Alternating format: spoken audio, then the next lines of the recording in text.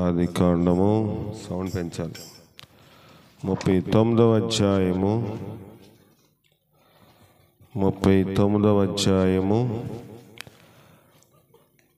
5వ వచనం. అతడు తన ఇంటి మీదను తనకు కలిగినదంతటి మీదను అతని విచారణకర్తగా నియమించిన కాలము మొదలుకొని యెహోవా యోసేపు నిమిత్తము ఆ ఐగుప్తీని ఇంటిను ఆశీర్వదించెను. యెహోవా ఆశీర్వాదము ఇంటిలోనేమి పొలములోనేమి అతనికి కలిగిన సమస్తము మీద ఉండెను. సరిపోతుంది. ఈ లేఖన భాగంలో మనం అది గమనించవలసింది ఏమిటంటే,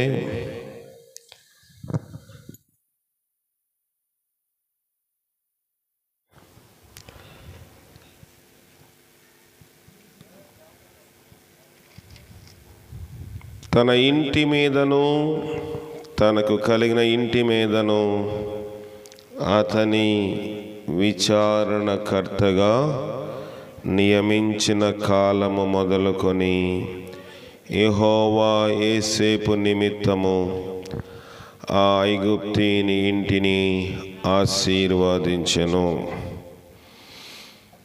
ఎవరిని బట్టి ఆశీర్వాదం వచ్చిందంట? యోసేపును బట్టి ఐగుప్తీని ఇంటికి ఆశీర్వాదం. ఐగుప్తీలు ఎవరు? అన్యులు, దేవునిని ఎరుగినటువంటి వారు. వారికి ఆశీర్వాదము కావాలంటే, ఆ ఇంటికి ఆశీర్వాదము కావాలంటే యోసేపు ఆ ఇంటిలోని అడుగు పెట్టవలసి వచ్చింది. అతడు విచారణకర్తగా నియమించిన దినము మొదలుకొని, అంటే విచారణకర్త అంటే ప్రతిదీ ఎవరు ఎంత ఖర్చు పెడుతున్నారో లెక్క చూసేవాడు. ఎందుకయ్యా ఎంత ఖర్చు చేసావు? విచారణకర్త అంటే వివరములన్నీ అడిగిన తర్వాత ఎంత డబ్బు కావాలో అది ఇస్తాడు. ఆ పని చేయాలో వద్దో వారు నిర్ణయిస్తారు. అలాంటి వ్యక్తిగా యోసేపు అనే ఈ బానిసత్వపు కుర్రవాడు ఎక్కడికి వెళ్ళాడు? ఐగుప్తులోని ఫరో రాజ సంరక్ష సేనాధిపతి ఉందా? అలాగని 39:1 ఉంటుంది చూడండి. యోసేపు ఐగుప్తునకు తీసుకొని వచ్చినప్పుడు ఫరో యొక్క ఉద్యోగస్తుడును రాజ సంరక్షక సేనాధిపతి అయిన పోతీఫరు అనే ఒక ఐగుప్తీయుడు అక్కడికి అతనిని తీసుకుని వచ్చిన ఇష్మాయేలీయుడు అతనిని కొనుక్కున్నాడంట. ఎంత కొనుక్కున్నాడో రాయబడలేదు, కానీ ఇష్మాయేలీలు అనగా హాగర్ వంశము, మహమ్మదీలు, ముస్లింలు, తురక్ వాళ్ళు, రకరకమైన పేర్లున్నాయి. ఈ పేరు కలిగిన వీరు వర్తకము చేసేవాళ్ళు. వర్తకం అంటే వ్యాపారం. ఇప్పటికీ కూడా ఎక్కువగా ముస్లిమ్స్ వ్యాపారము చేస్తూ ఉంటారు. రకరకమైన వ్యాపారంలో వారు రాణిస్తూ ఉంటారు. ఆ దినములో మనుషులు కూడా కొని అమ్మేవారు. అది కూడా ఆ దినములో ఒక వ్యాపారము. ఆ రీతిగా అన్నదమ్ముల దగ్గర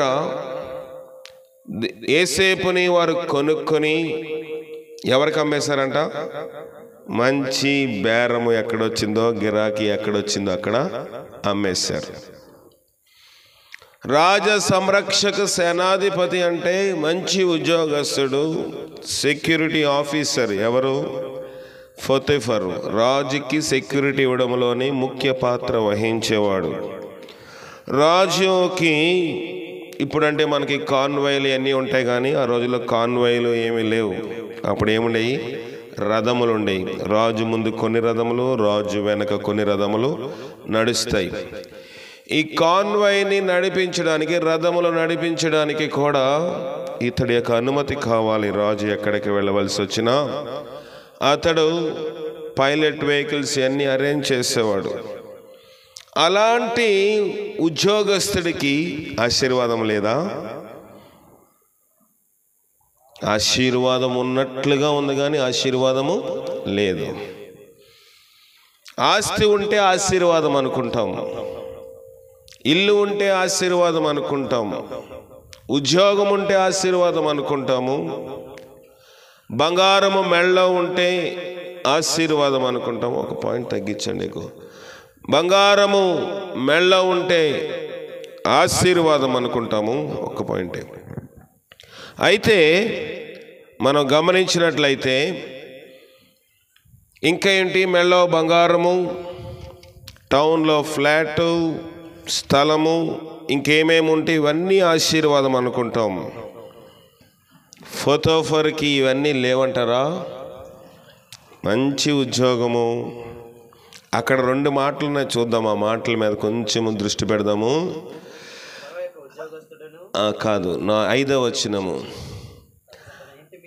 తన ఇంటి మీదను తన కలిగినదంతటి మీదను తనకు విచారణకర్తగా నియమించెను. ఇంటి మీదను కలిగిన దాటి మీదను అంటే కలిమి ఉందా? సంపదన ఉందా? ఉంది. అంత ఉద్యోగస్తుడికి ఏమని రాయబడింది అంటే ఫరో ఉద్యోగస్తుడు. గవర్నమెంట్ పోస్ట్ కదా, ఈ రోజుల్లో అందరికీ గవర్నమెంట్ పోస్ట్ కావాలి, మంచిదే, ఆశ ఉండడము. అలాంటి పోస్ట్లో ఉన్నవాడికి ఆశీర్వాదము లేదు. ఇల్లు ఉంది, సంపాదన ఉంది, అవి కాదు. ఉద్యోగము 1,00,000 రూపాయలు జీతం ఉండవచ్చు, దేవుని ఆశీర్వాదం లేకపోతే నెలాఖరు అయ్యేసరికి అంతా తీసుకెళ్ళి మెడికల్ బిల్లు కట్టవలసి వస్తుంది. లేకపోతే మనుషులకు ఇంకేముండొచ్చు, మంచి ఇల్లు ఉండవచ్చు, కానీ నిద్ర పట్టకపోతే ఆ ఇల్లు వల్ల ప్రయోజనం ఉంటుందా? ప్రయోజనం ఉండదు. లేకపోతే డబ్బు ఉండవచ్చు, ఆడపిల్ల వారికి మంచి వరుడు దొరికితే తగినంత కట్నం ఇవ్వగలం, ఆ స్తోమత ఉండవచ్చు. కానీ కొంతమందికి 40-50 సంవత్సరాలు దాటిపోతాయి, వివాహములు కానే కావు, ఆశీర్వాదము లేదు. దేవుని ఆశీర్వాదం ఉంటేనే ఈ కార్యక్రమాలన్నీ జరుగుతాయి. మనుషులు అనుకుంటారు చిన్నప్పటి నుంచే పోస్టర్లో ఒక ఆర్డీ అకౌంటు, బ్యాంకులో కొంత ఫిక్స్డ్ డిపాజిట్ వేస్తే పిల్లలు ఎదిగేసరికి వివాహ సమయానికి ఆ డబ్బు సరిపోతుంది వివాహము చేయడానికి, కట్నం ఇవ్వడానికి, కానుకలు ఇవ్వడానికి, సామాన్లు కొనుక్కోవడానికి అనుకుంటారు. కానీ వివాహమే అవ్వకపోతే ప్రయోజనం ఉందా? లేదు. ఇక్కడ రాజ సంరక్షక సేనాధిపతి, అక్కడ బైబిల్ తేటగా చెప్తుంది, అతడు ఒక ప్రభుత్వ ఉద్యోగి. ఉద్యోగం ఉంది, ఇల్లు ఉంది, కలిమి అంటే సంపద కూడా ఉంది, కానీ ఆశీర్వాదము లేదు. అంటే వారి గృహములో శాంతి సమాధానము లేదు, వారి గృహములోని సరైన నిద్ర లేదు. ఇప్పుడు ఇంత మంచి సెక్యూరిటీ ఆఫీసరే, కానీ సెక్యూరిటీ ఆఫీసర్కి ఏముంటుంది? ఎవరు ఎప్పుడు అటాక్ చేస్తారో తెలీదు, టెన్షన్, భయం ఉంటుంది. భయాందోళనకరమైన ప్రదేశంలో, అపాయకరమైన ప్రాంతంలో ఉద్యోగం చేస్తూ ఉన్నాడు. ఇంట్లో ఎంత వస్తుందో, సాధారణంగా ఇలాంటి ఉద్యోగస్తులకి ఎక్కువ లంచములు ముడతా ఉంటాయి చేతికి. కానీ బైబిల్ చెప్తుంది లంచగొండల గుడారం అగ్ని కాల్చివేయను. లంచగొండల గుడారం అగ్ని కాల్చివేస్తుంది. కొన్ని పోలీసు వాళ్ళు ఉంటారు, అందరి గురించి చెప్పటం లేదు, కానీ ఎక్కడ బండి ఆపితే అక్కడ ఏం చేస్తారు, లంచం తీసుకొని జోబులో పెట్టుకొని సాయంకాలం అయినప్పుడు అన్నీ పంచుకుంటూ ఉంటారు. అప్పుడు వరకు సంతోషం ఉంటుంది. సాయంకాలానికి 1 కిలో మటన్ ఇంటికి తీసుకెళ్ళి తిన్నప్పుడు ఎక్కడ ఇవి అంటే ఒక బండి ఆపాను, ఇంత డబ్బులు వచ్చిందని భార్యకి భర్త చెప్పి సంతోషించవచ్చు. అది తిన్న తర్వాత ఏ వ్యాధి వస్తుందో, ఏ గుండెపోటు వస్తుందో, పిల్లలకి ఎలాంటి రకమైన వ్యాధులు వస్తాయో తెలియదు కనుక అది ఆశీర్వాదము కాదు. దేవుడిచ్చిన చేతిని పంట.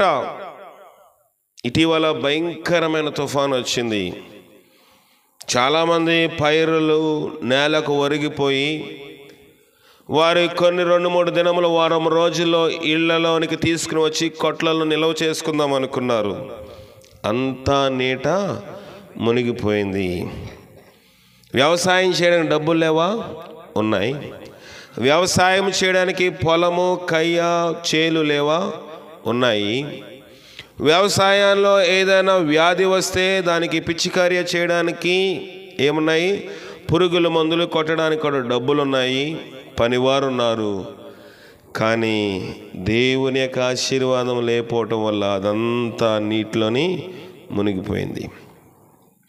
దేవుని ఆశీర్వాదం ఎలాగొస్తుంది?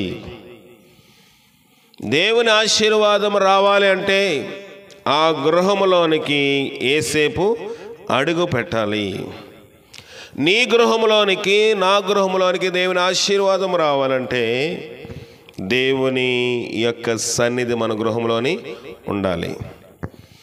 దేవుని సన్నిధి మన గృహంలోనికి ఎప్పుడు వస్తుంది చూద్దాం. ఇంకా కొంచెం కిందకి వెళ్దాం, చూడండి. 5వ వచనం కిందకి రండి.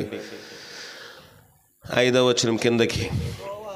యెహోవా ఆశీర్వాదము ఇంటిలోనేమి పొలంలోనేమి అతని కళ్ళ సమస్తము మీద ఉండెను.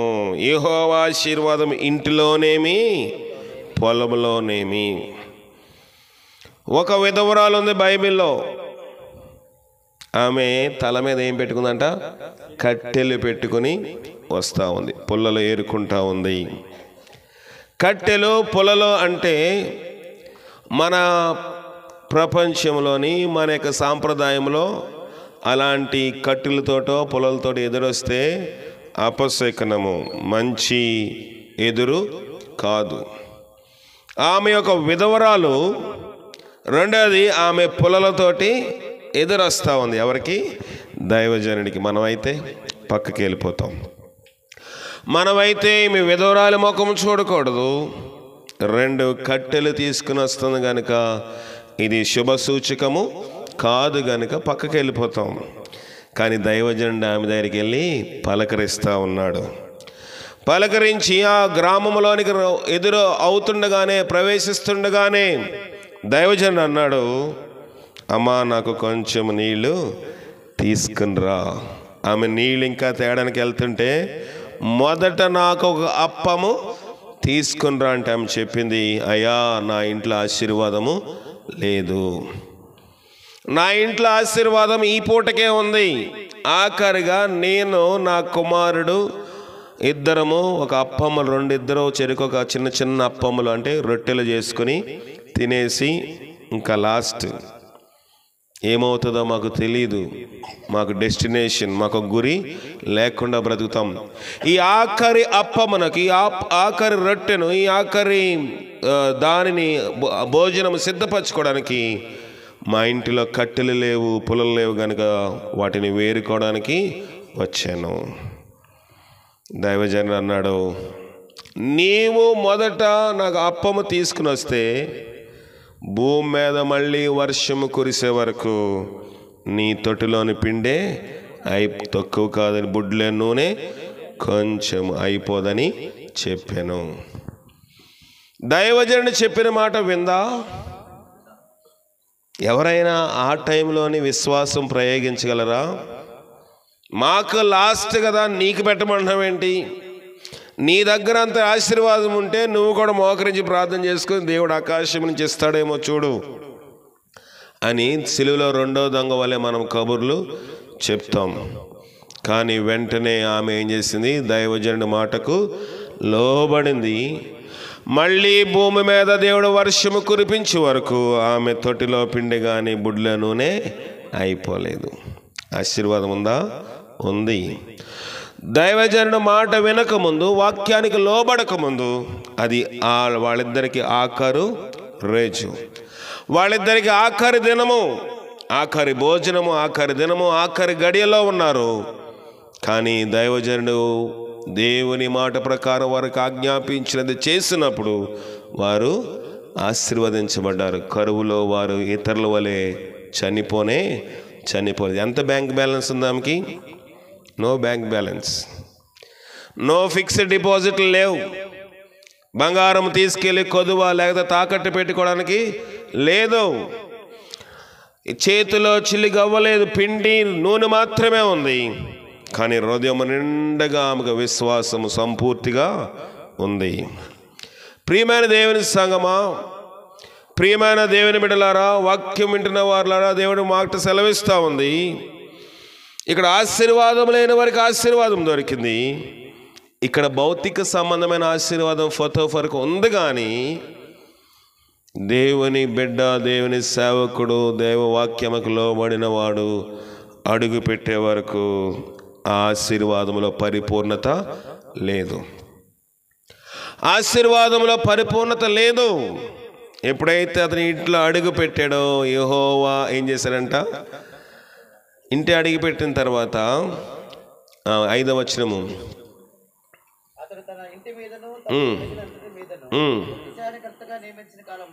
మొదలుకొని యెహోవా యోసేపు నిమిత్తము ఆ ఐగుప్తు ఇంటిని ఆశీర్వదించెను. యెహోవా ఆశీర్వాద ఇంటిలోనేమి పొలములోనేమి అతనికి కలిగిన సమస్తం మీద ఉండెను. అతడు తన కలిగినంతయు యోసేపు చేతికి అప్పగించగలమా? యోసేపు ఇక్కడ దేవునికి సూచనగా ఉన్నాడు. అతడు తన కలిగినంతయు యోసేపు చేతికి. ఇంట్లో భర్త భార్య నమ్మరు, భార్య భర్తని నమ్మరు. ఒక పరాయి దేశం నుంచి వచ్చిన వాడు, పోనీ అతనేమో అతిథిగా వచ్చాడా? కాదు. అతడు బానిసగా వచ్చాడు, ఇంట్లో పని చేయడానికి వచ్చాడు. కనీసము ఒంటి మీద వస్త్రము లేనివాడిగా దిగంబరిగా వచ్చాడు. అవునా కదా? ఒంటి మీద వస్త్రములు తీసుకుని అన్నదమ్ములు ఏం చేశారు? అతన్ని గోతులోకి తోసేశారు. వస్త్రములు తీసి ఒంటి మీద వస్త్రములు లేకుండా దిగంబరిగా వస్త్రహీనుడు చేసేసి అతన్ని ఏం చేశారంటే అమ్మివేశారు. దుర్భరముగా ఉంది జీవితము. విశ్వాస జీవిత ప్రయోగము ప్రారంభంలోని ఐగుప్తు దేశంలోకి వెళ్ళక ముందు నుంచే, అన్నదమ్ముల చేతిలో నుంచే జీవితం దుర్భరంగా మారిపోయింది. కానీ ఐగుప్తులోకి వెళ్ళక ముందు నుంచే ఇంటిలో అతడున్న కాలం మొదలుకొని యోసేపు విశ్వాసములో ఎదగడము ప్రారంభించాడు. అన్నదమ్ములు దుష్టులే, ఉందా బైబిల్ అలాగని? దుష్టులే. అన్నదమ్ములు చేసిన తప్పుడు సమాచారం అంతా తండ్రికి దగ్గరికి తీసుకుని వచ్చి వారి నిమిత్తమై తండ్రి దగ్గర ప్రార్థన చేసేవాడు ఎవరు? యోసేపు. వారు బ్రతికి వెంపు ఐగుప్తులోని ఎవరక్కడ ఇశ్రాయేలు దేశంలో, కనాను దేశంలోని యోసేపు ఎప్పుడూ కూడా అన్నదమ్ముల యొక్క జీవితమును చూడలేదు. అతని భక్తి పునాది ఒంటరిగా వేసుకున్నాడు. ఐగుప్తు వెళ్ళినా చాలామంది అంటారు, నేను ఇక్కడుండే ప్రార్థన చేయలేకపోతున్నానండి, నాకు ఎవరో ఉండకూడదండి, పరిస్థితులు అనుకూలించట్లేదండి, నాకు పని ఎక్కువైపోయిందండి, నా భార్య సహకరించడం లేదండి, భర్త సహకరించడం లేదండి, పిల్లలు నా మాట వింటలేదండి, అందువల్ల ప్రార్థన చేయలేకపోతున్నానండి. కానీ యోసేపు అలాంటి చాకులేమని చెప్పాడా? చెప్పలేదు. ఐగుప్తు దేశము వెళ్ళినాను ప్రార్థన జీవితమును అతను విడిచిపెట్టలేదు. కనుక ఐగుప్తు దేశం వెళ్ళినాను, దేవుడు అతని వెంబడించుకుంటూ వచ్చాడు. కనుక దేవుని ఆశీర్వాదము ఆ ఇంటి మీదకి వచ్చింది. అతనిని బట్టి లెక్క ప్రకారం చెప్పాలంటే యోసేపు ఆశీర్వాదకరంగా లేడు. యోసేపు తన జీవితంలో అన్నీ కోల్పోయినట్లుగా కనబడుతున్నాడు, కానీ యోసేపు ఆ ఇంటికి ఆశీర్వాదకరంగా ఉన్నాడు కనుక సమస్తమును అతని చేతికి అప్పగించేశాడంట. అలాంటి విశ్వాసం మనం కలిగి ఉండాలి. దేవుని చేతిలో మన జీవితం మొదట మనము పెట్టాలి. సమస్తమును ఫతఫరు ఐగుప్తిని చేతులు అనగా యోసేపు చేతులని పెట్టేశాడు. చదవండి 6వ వచనం. అతడు తనకు కలిగినంతా యోసేపు చేతికి అప్పగించి తాను ఆహారము తినట తప్ప తనకింట్లో ఏముందో ఏమీ లేదో విచారించిన వాడు కాదు. యోసేపు సుందరుడునై ఉండెను. సరిపోతుంది. యోసేపు ఎలాగున్నాడంట? రూపవంతుడును సుందరుడునై ఉన్నాడు. పరిశుద్ధ అలంకారములు కలిగి ఉన్నాడు. ఎవరు? యోసేపు. కనుక దేవుడు ఫతోఫర్ ఇంటిని దీవించాడు. నీ గృహంలోని, నా గృహంలో, మన గృహంలో ఇంకా దేవుని ఆశీర్వాదము రావడానికి దూరం అవుతుందంటే ఇంకా మన ఇంట్లోనికి దేవుడు అడుగు పెట్టలేదు. ఒకవేళ పెట్టినా మన జీవితం ఇంకా దేవుని చేతిలో పెట్టలేదు, లేకపోతే అప్పగించలేదు. ప్రియమైన దేవుని సంగమా, ఒక బానిసవాని చేతిలోని తన యొక్క గృహంలో ఉన్నదో, ఇంట్లో కిరాణా ఉందో, చిల్లరంగడ కానీ కిరాణా షాప్ కానీ అతను వెళ్ళేవాడు కదా. ఏమి ఉందో జస్ట్ వచ్చి టైంకి భోజనం చేసి చేయి గడుక్కుని తుడుచుకుని వెళ్ళిపోయేవాడంట. ఎవరు? పోతీఫర్. ఇంట్లో బజారుకి వెళ్ళవలసిన అవసరము కూడా పోతీఫర్కి లేదు. ఏమి ఉందో ఏమి జరుగుతుందో కూడా అంతా యోసేపు చేతికి అప్పగించేశాడు. నీవు దేవుని చేతిలో నీ జీవితాన్ని పెడితే నీ బ్రతుకులో ఎన్నో కష్టములు రావచ్చు, ఎన్నో ఇబ్బందులు రావచ్చు. కుటుంబంలో అయిన వారి వలన కాని వారి వలన ఇబ్బందులు రావచ్చు, లేకపోతే సంఘములోను సమాజంలోనూ ఇబ్బందులు రావచ్చు. కానీ మన జీవితము దేవుని చేతిలో పెడితే దేవుడు నీకు ఎప్పుడు ఏది ఇవ్వాలో సకాలానికి అన్నీ సమకూరుస్తాడు. యోసేపు సమకూర్చడా లేదా? సమకూర్చాడు. అక్కడితో యోసేపుకి ఆశీర్వాదం ఆగిపోలేదు. ఇప్పుడు జైల్లోకి వెళ్ళవలసి వచ్చింది. జైల్లో యోసేపు జీవితం ఎలాగుందో ఆ యొక్క దృశ్యం కూడా చూద్దాము. 40 చూడండి 39వ అధ్యాయంలోనే 22వ వచనం చూద్దాం.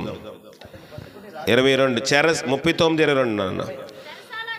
చెరసాల అధిపతి ఆ చెరసాలలో ఉన్న ఖైదీలందరినీ యోసేపు చేతికి, ఇందాక ఏం చేశాడు పోతీఫర్? ఇంటిలో కలిగినంత యోసేపు చేతిలోని పెట్టాడు. ఇప్పుడు చెరసాలలో ఉన్న చెరసాల అధిపతి కూడా చెరసాలలో ఉన్న ఖైదీలందరినీ సంఖ్యలో పెట్టాడా? యోసేపు చేతికి అప్పగించెను. యోసేపు దేవునికి సూచనగా ఉంది బైబిల్లో. మనం ఆత్మీయ మర్మంలోకి వెళ్తే చెరసాలలోని ఒక ఖైదీని బంధించాలంటే సంఖ్యలు వేసేస్తారు. దానితోటి అతడు స్థిరంగా నిబ్బరంగా ఉండిపోతాడా? ఎప్పుడు బయటికి వెళ్దామని చూస్తాడు. చాలామంది అలా గోడ దూకో, జైలు కింద నుంచి స్వరంగములు తవ్వుకునో బయటికి వచ్చేస్తారు. కానీ అలాంటి క్రూరమైన మనుషులందరినీ చెరసాల నాయకుడు కంట్రోల్ చేయగలిగాడా? అతని ఉద్యోగము, అతని అధికారము, అతని పవర్స్, అతనికున్న జీవో, అతనికున్న లోక సంబంధమైన అధికారము చెరసాల్లో ఉన్న ఏ ఖైదీని అతని కంట్రోలు చేయలేకపోతా ఉన్నాడు. కనుక యోసేపును చూస్తున్నప్పుడు చెరసాల అధిపతి అన్నాడు, నేను వీళ్ళని కంట్రోల్ చేయలేను బాబు, వీళ్ళందరినీ నీ కంట్రోల్లోకి తీసుకో. చూడండి, యోసేపు ప్రతి దిక్కున దేవునితో సూచనగా కనబడి 21వ వచనంలో ఒక మంచి మాట చూడండి. అయితే యెహోవా యోసేపునకు తోడయుండి అతని యందు కనికరపడి అతని మీద ఆ చెరసాలకు అధిపతికి కటాక్షము కలిగినట్లు చేసెను. యోసేపునకు దేవుడు తోడై ఉన్నాడు. దేవుడు తోడై ఉంటే శత్రువుల ముందు దేవుడు ఆహారమును సిద్ధపరుస్తాడు. చేతిలో పెట్టడం నేర్చుకోవాలి. మనం మన జీవితమును దేవుని చేతిలోకి అప్పగించాలి, దేవుని చేతిలో పెట్టాలి. ఫతోఫర్ పెట్టాడు, ఆశీర్వాదం చూశాడు. చెరసాల నాయకుడు చెరసాల్లో ఉన్న వారందరినీ యోసేపు చేతికి అప్పగించాడు. వారు అక్కడ ఏమి చేసినది అంతయు అతడే చూచుచుండేవాడు. కింద మంచి మాట 23వ వచనము, యెహోవా యోసేపునకు తోడై ఉండెను గనుక ఆ చెరసాల అధిపతి అతని చేతికి అప్పగింపబడిన దేనిని గూర్చి విచారణ చేయకయుండెను. అతని చేయనది యావత్తు యెహోవా సఫలము చేసినట్లు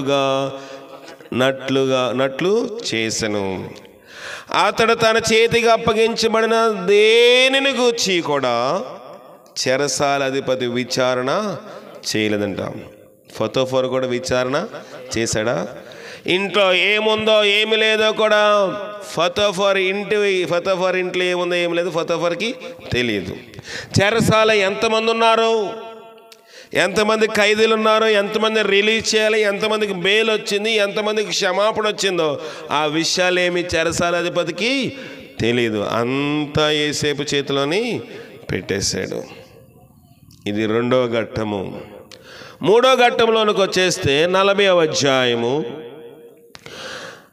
41వ అధ్యాయము 41వ అధ్యాయము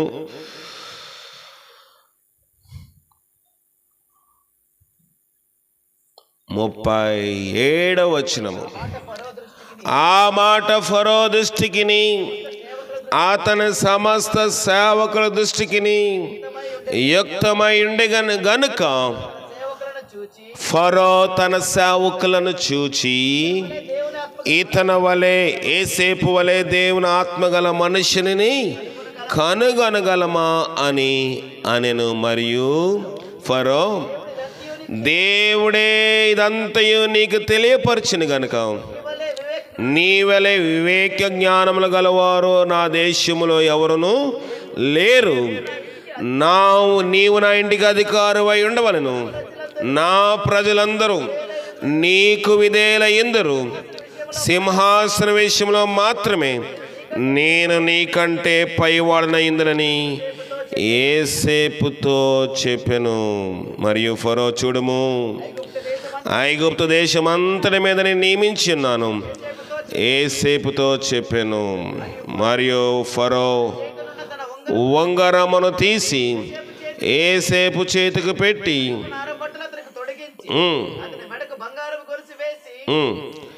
చదువు తన 2వ రథం మీద అతను ఎక్కించెను. అప్పుడు వందనము చేయడని అతనికి వందనము దాని ముందర జనులు కేకలు వేసిరి. అట్లు నియమించెను.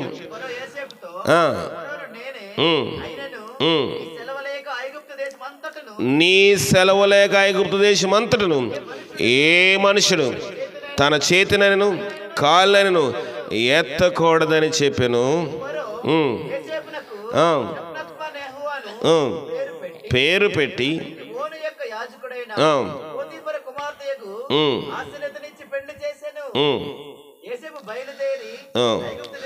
ఆ 46 ఆఖరి మాట. అప్పుడు యోసేపు ఫరో ఎదుటను వెళ్ళి ఐగుప్తు దేశం అంతటా సంచారము చేశాను.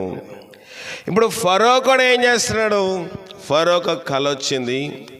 ఆ కళ భావం అతనికి తెలియదు. 2 కళ్ళు వచ్చాయి. 2 కళ్ళు వచ్చినప్పుడు ఫరో ఎంతో విచారంతో ఉన్నప్పుడు ఎవరు అడిగిన కళ చెప్పలేకపోయారు. పానదాయకుల అధిపతికి యోసేపు ఇంతకుముందే కలభావం చెప్పాడు కనుక, అయ్యా నేను చెరసాల్లో ఉన్నప్పుడు మా మీద ఒక లీడర్ ఉన్నాడండి, అతను ఇలాంటి కలభావంలో మంచిగా చెప్పగలడని చెప్పినప్పుడు అతన్ని పిలిపించాడు. అతన్ని పిలిపించినప్పుడు కలభావము దాని యొక్క సారాంశం యోసేపు తేటగా వివరించాడు, తెలియపరిచిన తర్వాత చాలా బాగుందిలే, ఇంతతో నీకు ఎంత కావాలి ఫీజు అని చెప్పేసి అన్నాడా? మనమైతే ఏదైనా దేవుడు ఆశీర్వదించిన తర్వాత పాస్టర్ గారికి దేవునికి కొంత కానుకిచ్చి అంతటితో సమాప్తము, చిత్తగించవలని ఇట్లు మీ విధేయుడు, అంతేనా? కానీ యోసేపు దగ్గర రాజు అలాగ చేశాడా? చేయలేదు. ఇతను వలె దేవుని ఆత్మగల మనుషుని కనుగొనగలమా? కళ చెప్పావు కదా, ఏం కావాలో చెప్పు, నీ కోరిక మేరకు ఏం కావాలో అది రాసిస్తాను అనలేదు. నేను కేవలం సింహాసనం మీద కూర్చోవడం వరకే పరిమితం. నేను ఫరోనైనప్పటికీ నేను కూడా కాలు కానీ చేయి కానీ నీ మేకు విరోధంగా ఎత్తడానికి వీలు లేదు. నా ఉంగరం కూడా నీవు తీసుకో. చేతిలో పెట్టాడా? పెట్టలేదా? పెట్టాడు. యోసేపు చేతిలోని ఫరో ఐగుప్తు దేశం అంతటిని కూడా పెట్టేశాడు. ఆశీర్వాదము చూశాడు. నాకు పరిపాలన జ్ఞానం ఏదో ఉందేమో కానీ దైవ జ్ఞానం నా దగ్గర లేదు. ఇతను వలె దేవుని ఆత్మగల మనుష్యుని కనుగొనగలమా? ఒక భక్తిపరుడికి, ఒక దైవజనుడికి, ఒక దేవుని సేవక చేసేవానికి, ఒక ప్రార్థన పరులైన స్త్రీకి, ఒక ప్రార్థన పడిన విశ్వాసకి నీవు నేను ఇచ్చే గౌరవం ఎలాగుంది? లోకంలోని అంతస్తులు ఆస్తులను వరకు మనం గౌరవిస్తాం. ఇవ్వద్దని బైబిల్ ఎక్కడ చెప్పలేదు. అందరినీ గౌరవిస్తాము. కానీ అంతస్తులు బట్టి, స్టేటస్ని బట్టి, ఉన్న పరిస్థితులను బట్టి గౌరవిస్తాం. కురూపు పేదవాడిని మనం గౌరవించగలమా?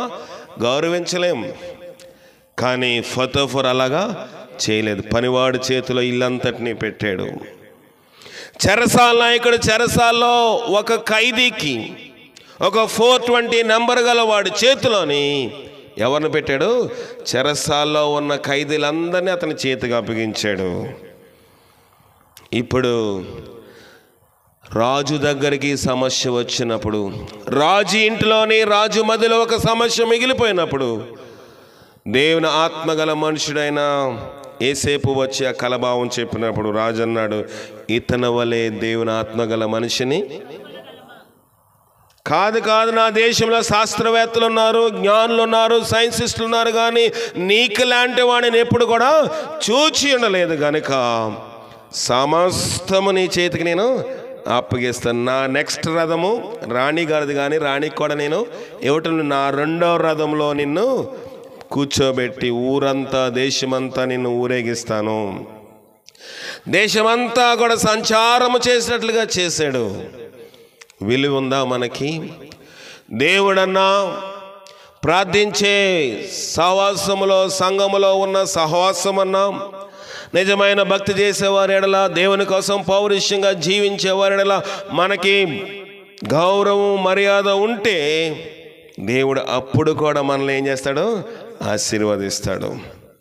యోసేపుకి ఏం కావాలి?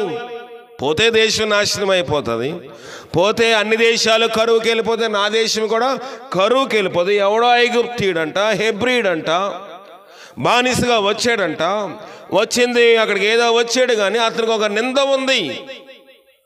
రాజ సంరక్షక సేనాధిపతి భార్యను పాడు చేశాడు, పాపము చేశాడు, నింద ఉన్నది.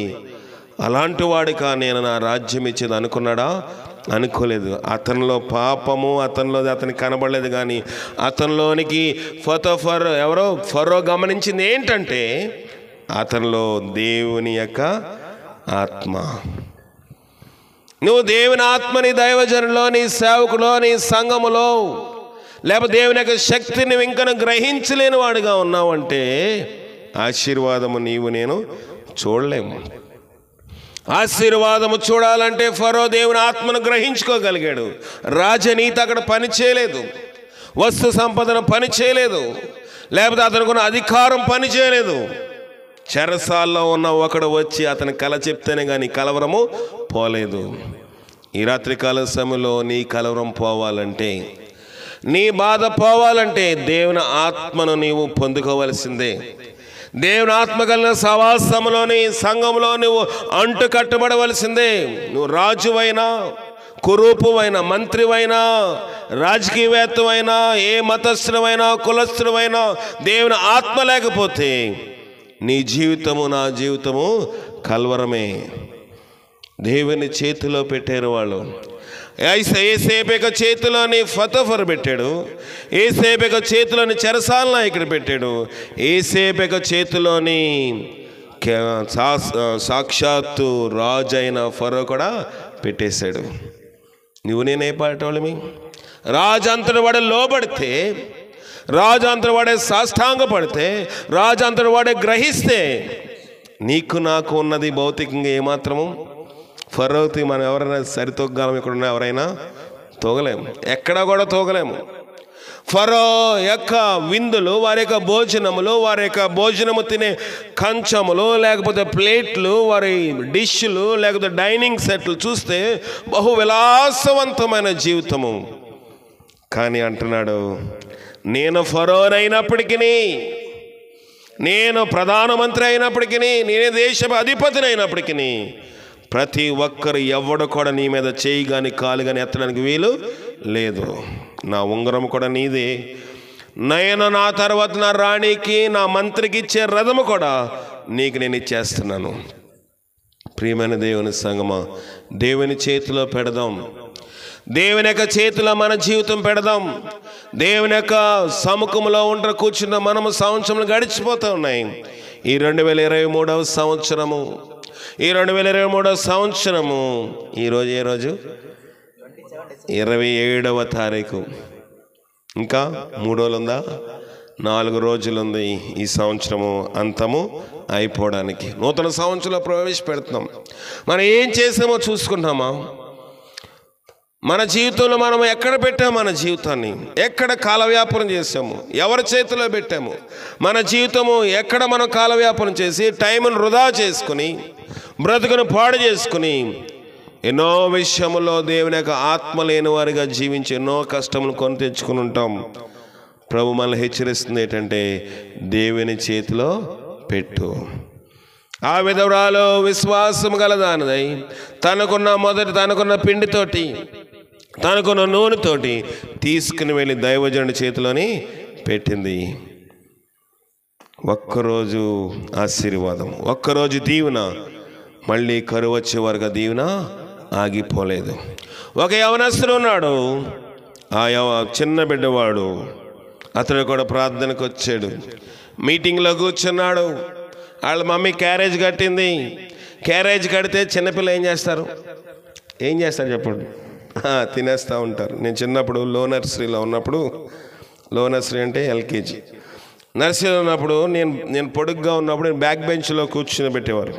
ఈ బ్యాక్ బెంచ్ వెనకాల కిటికీ ఉండేది. అందరు క్యారేజ్ లైన్గా ఉండేవి బ్యాక్ సైడ్ కిటికీ వెనకాల. ప్రతి క్యారేజ్ ఓపెన్ చేసి చూసేవాడిని ఏముందని. మంచిగా గుడ్డు ఉంటే సగం తినేసి సగం పెట్టేవాడిని. ఇలాంటి జీవితం ఉంటుంది చిన్నపిల్లలకి సర్వసాధారణంగా. ఏదైనా చిన్నప్పుడు ఏం చేస్తారు? తుంటరితనము, ఆగిడితనము, అల్లరితనము ఉంటుంది. కనుక లంచ్ బ్రేక్ వదలకు ముందు అన్ని క్యారేజీలు 11:30కి స్టార్ట్ అయిపోయి అన్నీ వచ్చి వాసన వస్తూ ఉండేది వెనకతలు. సో మంచిగా ఏదైనా ఉంటే తినేసి సగం తిని సగం పెట్టేసేవాడు. ఆ రీతిగా ఈ చిన్న బాలుడు కూడా ఎక్కడికి వెళ్ళాడు? దేవుని సన్నిధిలో వాక్యం వినటానికి వెళ్ళాడు. కానీ ఇతడు నాకులేడు తుంటరివాడు కాదు. ఇతడు నాకులేక సగం తినేసి సగం మిగిల్చేవాడు కాదు. అతడు తన తల్లిటిన క్యారియర్ విషయమే మరిచిపోయాడు. కూటమైపోయింది. ప్రభు అంటున్నాడు, ఎవరి దగ్గరనే ఏమైనా ఉందా అంటే లేచి నిలబడ్డాడు. లేచి నిలబడితే అందరూ అన్నారు, అరే బాబు నీకెందుకురా, ఆడకు లేని బాధ నీకెందుకు, నువ్వు పెడేస్తావా, నువ్వు అంత గొప్పడువా, మీ అమ్మ ఏదో నీకు కట్టింది నువ్వు తిను, నీకే సరిగా సరిపోదు తిను అంటే, లేదు ప్రభు అన్నాడు ఎంత ఉందని అడగలేదు, ఏమైనా ఉందా అని అడిగాడు. కనుక నేను దేవుని చేతిలో పెడతాను. పెట్టాడా? ఎంతమంది ఆపినా, ఎంతమంది ఎగతాళి చేసినా తీసుకెళ్ళి 5 రొట్టెలు 2 చిన్న చేపలు దేవుని చేతులని పెట్టాడు. శిష్యులు కూడా అది సాధ్యము పడలేదు. శిష్యులు అడిగితే ప్రభా ఎంత అవుతుంది, ఎంత డబ్బులు అవుతాయి, అంత క్యాల్కులేషన్ వేస్తారు. ఇన్ని డబ్బులు అవుతాయి, ఎంత అవుతుందని ఒక శిష్యుడు అంత క్యాల్కులేషన్ చెప్పి ఎంతమందికి భోజనం పెట్టాలండి, ఎంత ఖర్చు అవుతుంది ప్రభా, ఇంత ఖర్చు నీకెందుకు, ఎవరి దారినాడు పోయి ఎవరింటి దారి భోజనం బాగా తింటారులే, నీకెందుకు వచ్చిన బాధ. చాలామంది దినముల్లో ఖర్చు చూస్తారు భోజనం పెట్టవలసి వచ్చినప్పుడు. ప్రభు ఖర్చుల గురించి లెక్క చేసిన దేవుడు కాదు. అయ్యో ఏదైనా ఒక ఫంక్షన్ చేసినప్పుడు ఎక్కువ ఖర్చు పెడతాము, దేవుని సందులో కూటమి చేయవలసి వస్తే ఖర్చు నేను ఎంత ఇచ్చేస్తే ఎలాగా. ఈ బాలుడు సమస్తమును ఉన్న ఆహారం అంతా దేవుని చేతిలోని పెట్టేశాడు. పెడితే దేవుడు దాన్ని ఆశీర్వదించాడు. 5,000 మందికి ఆహారంగా దాన్ని మార్చాడు. ఎన్ని గంపలు మిగిలిపోయి? 12 గంపలు 12 శిష్యులు ఎత్తి మీద పెట్టాడు దేవుడు. సిగ్గుపడండి రా ఈ యవనస్తుని చూసి, సిగ్గుపడండి చిన్నబాలుని చూసి అని చెప్పి ఆ యొక్క 12 గంపలు 12 శిష్యుల మీద పెట్టి మోయించాడు. దేవుని ఆశీర్వాదం ఎలా ఉంటుంది? మీరు కౌంటింగ్ లెక్కలు చూస్తారు. సంఘంలో ఉద్యోగస్తులు ఉన్నారా? సంఘంలో సంపాదించే వాళ్ళు ఉన్నారా? సంఘంలో ఉన్నతమైన వాళ్ళు ఉన్నారా? ప్రాధాన్యతలు ఎవరికి ఇస్తారు సంఘంలోని? దైవజనులు కానీ, పాస్టర్లు కానీ, సంఘ పెద్దలు కానీ డబ్బు ఎక్కువ ఇచ్చే వాళ్ళకి ఎక్కువ ప్రాధాన్యత ఇస్తారు. కాదు, దేవుని ప్రాధాన్యతలు అట్ల మీద లేవు. దేవుని ప్రాధాన్యతలు లెక్కల కౌంటింగ్ క్యాల్కులేషన్స్ మీద లేవు. సమస్తమును దేవుని చేతిలో పెట్టినప్పుడు శిష్యులతో అన్నాడు, నేర్చుకోండి. మీరు తినగా ఇంకో గంప మిగిలిపోయింది, మీరే ఎత్తి పడేసేంత దీవెన ఉంది. మీరైతే క్యాల్కులేషన్స్ వేసుకున్నారు, మీరైతే కౌంట్ చేశారు. మీరైతే ఇక్కడ ఉద్యోగస్తులు లేరంటున్నారు, ఈ సంఘంలో అందరూ పేదవాళ్ళే అంటున్నారు, ఈ సంఘంలో అందరూ విధవరాళ్ళే అంటున్నారు. కానీ విధవరాళ్ళని పక్షమాడేవాడు మనము పూజిస్తున్న, మనం సేవిస్తున్న దేవుడు.